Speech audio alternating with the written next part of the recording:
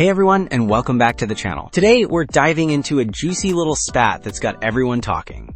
Elon Musk versus, well, the spirit of Trump's trade policies. Buckle up, because this isn't just about cars and tweets. It's about the future of global trade, and how even the biggest innovators can find themselves at odds with government policy. Think about it, how much does a pencil cost?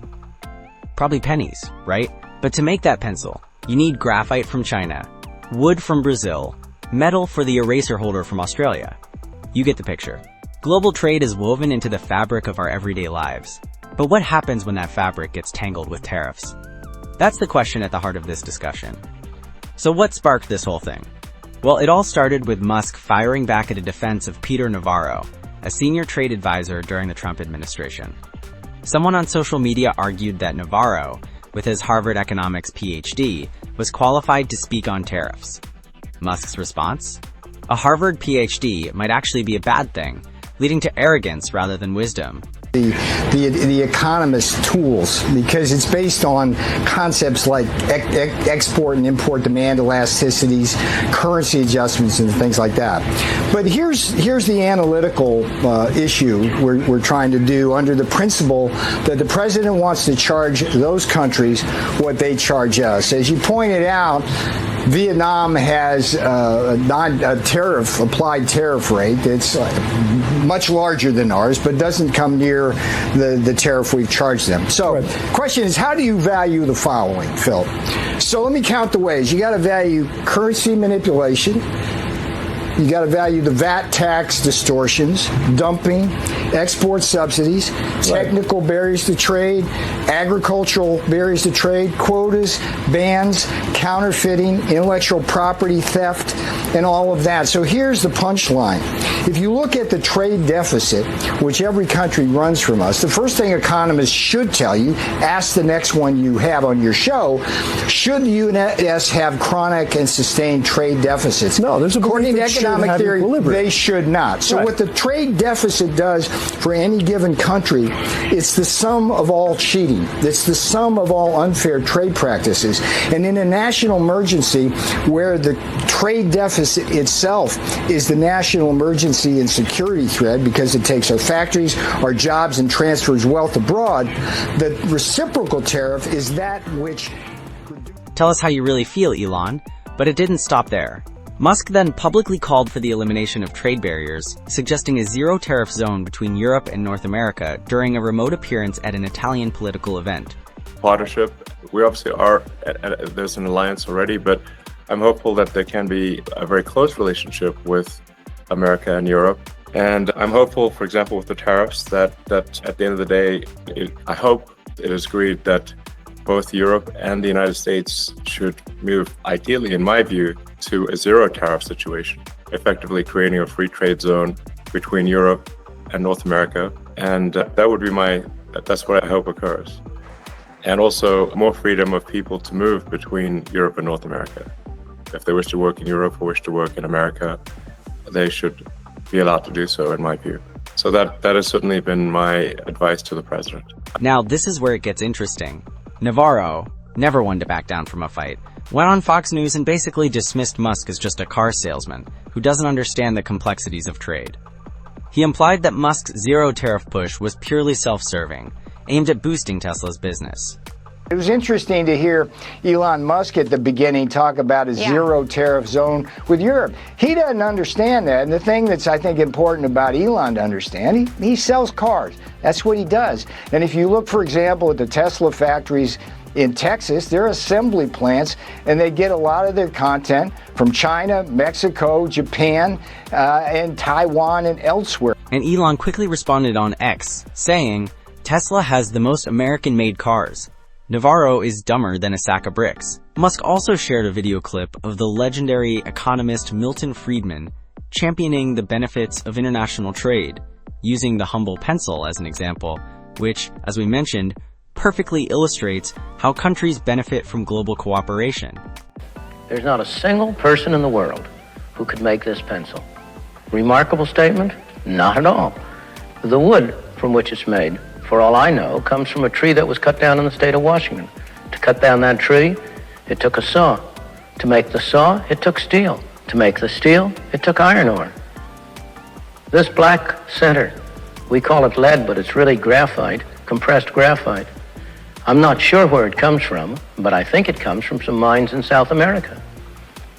This red top up here, the eraser, bit of rubber, probably comes from Malaya, where the rubber tree isn't even native.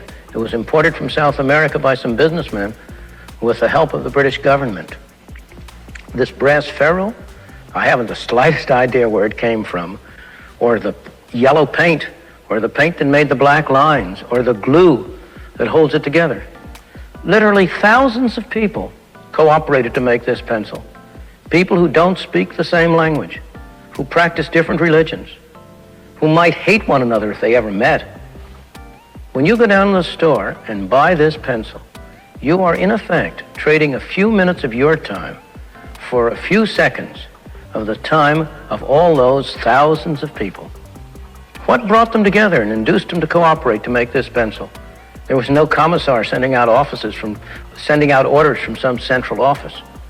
It was a magic of the price system, the impersonal operation of prices that brought them together and got them to cooperate to make this pencil so that you could have it for a trifling sum. That is why the operation of the free market is so essential, not only to promote productive efficiency, but even more, to foster harmony and peace among the peoples of the world. Naturally, the media went wild. Was this a direct attack on the Trump administration's tariffs? Was there a feud brewing between Musk and Trump? Throw in some rumors about Musk stepping away from Doge, and you've got a full-blown internet conspiracy theory on your hands. But let's pump the brakes on the drama for a second. Some argue that this is simply a healthy exchange of ideas, and it's been said that the administration views it as an openness to different ideas and perspectives on trade policies. And right when tensions between the two seem to be at their peak, on April 9th, Trump announced a 90-day tariff pause policy. And if you keep watching what happened next, things actually started to get pretty amusing. Musk couldn't resist taking another jab, posting, "I'd like to apologize to BRICS for calling Peter Retardo dumber than a sack of bricks. That was so unfair to BRICS." Navarro, for his part, went on CNN and downplayed the whole thing. One person you didn't mention was Elon Musk, who, of course, was out there, said that he would like to apologize to BRICS, for saying that you were dumber than BRICS because it was insulting to BRICS.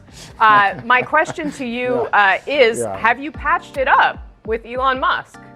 Elon and I are fine. We're great. It's no problem. I said that earlier. It's like, it's no problem. It's no problem. Look, he's got a job to do. I got a job to do. The president values Elon. He's doing a great job on Doge, and he's paying a very heavy price. And I feel sorry for him on that. Nobody should have their cars firebombed by crazy people. That's just wrong. And nobody should be doing the kinds of things they're doing. But look, the amount of waste, fraud, and abuse, I hope CNN will at least acknowledge that a lot of that waste, fraud, and abuse hurts Democrats as well as Republicans. So all that media hype about a brewing feud or serious conflict, it quickly faded away. What we were left with felt less like real animosity and more like two guys trading barbs with a bit of humor. And here's where I think things get really nuanced. Musk was never really in fundamental conflict with Trump to begin with. That was more of a media-driven narrative. If you look at it from another angle, Musk's vision of a zero-tariff world and Trump's tariff negotiation strategy aren't necessarily at odds. Think about it. Musk is focused on the endgame, a world with fewer trade barriers.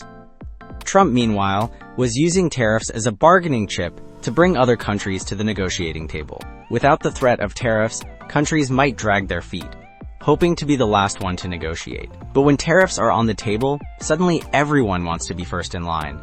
Plus, remember the timing. Musk's zero-tariff comments came after Trump announced tariffs, but before the EU had responded.